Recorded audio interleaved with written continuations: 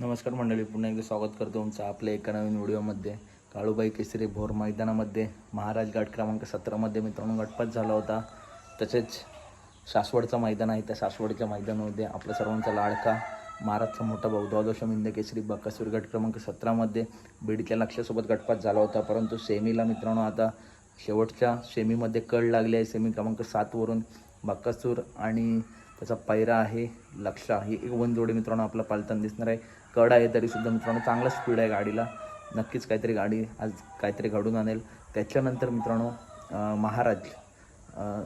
महाराज गटपात झाला होता तो भोरच्या मैदानामध्ये. तर महाराजचा सेमी किती, तर मित्रांनो महाराज सेमी क्रमांक 7मध्ये पळणार आहे तास क्रमांक 5वरून.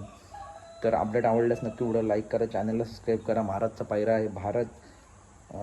सेमी 7 नाही तर मित्रांनो सेमी 8 क्षमा मागतो चुकीच्या अपडेटबद्दल. सेमी 8 तास 5वरून महाराज मित्रांनो पळणार आहे.